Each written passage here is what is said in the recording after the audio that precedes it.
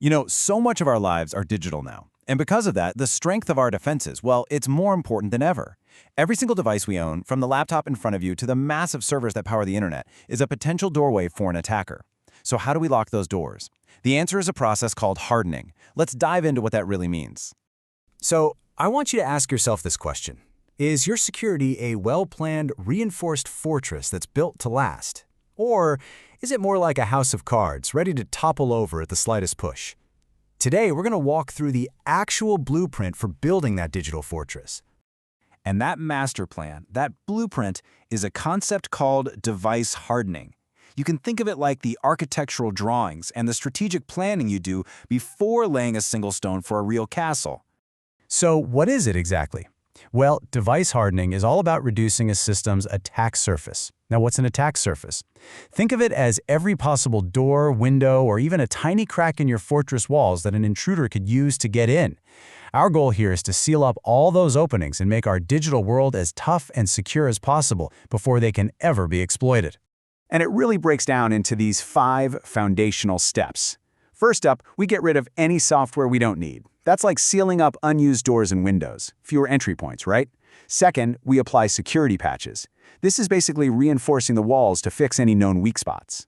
Third, strong authentication. That's like creating really complex, unique keys for every single gate.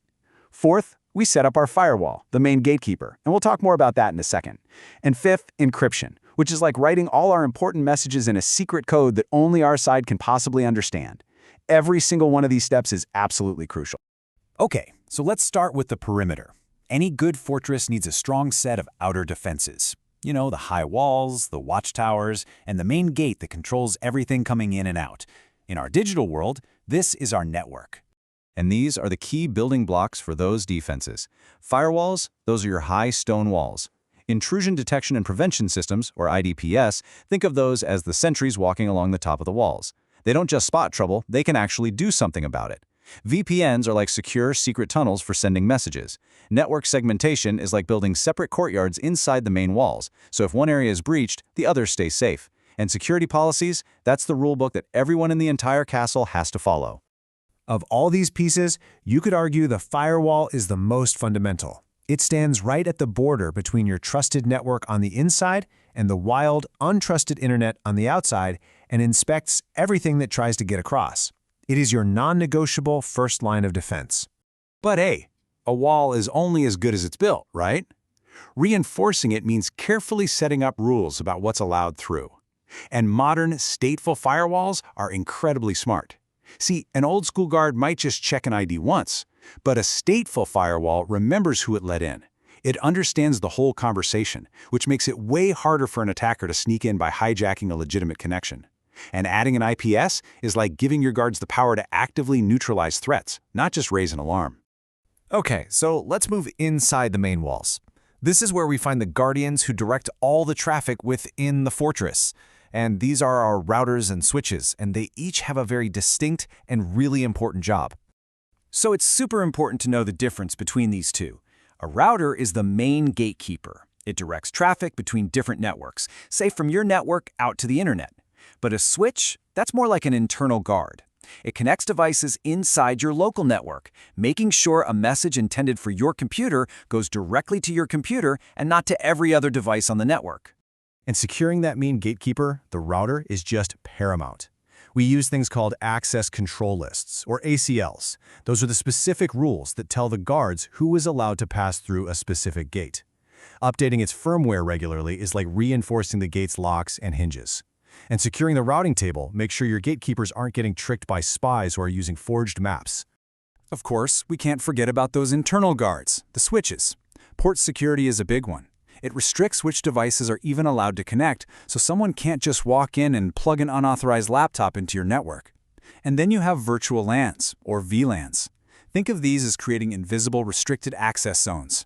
Even though everyone is inside the same castle walls, you can make sure that messages from, say, the guest network can't be heard in the finance department's area.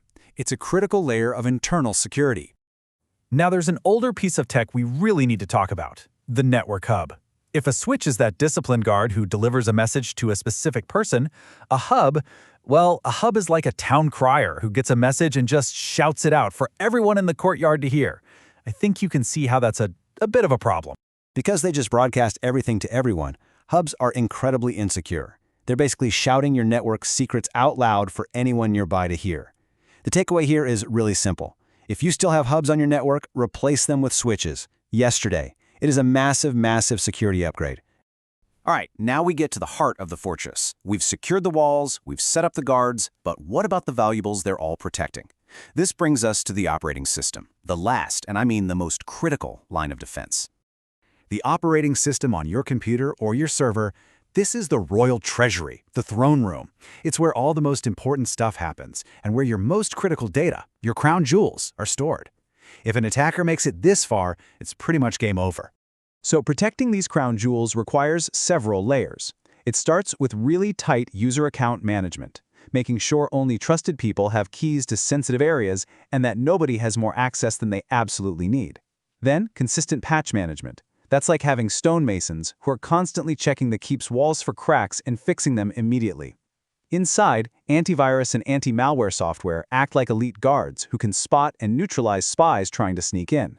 And finally, you need good logging, which gives you a perfect record of everyone who enters or leaves. It's crucial if you ever need to investigate an incident. So, we've laid the foundation, we've built the walls, we've posted the guards, and we've secured the keep. But the work isn't done. A truly secure fortress, it requires constant, unending vigilance. And honestly, this might be the most important takeaway of all. Security is not a set-it-and-forget-it kind of thing. It is an ongoing process. Threats are always evolving, new vulnerabilities are always being discovered, and our defenses have to be constantly maintained, updated, and inspected. A fortress is only strong as long as its defenders are paying attention.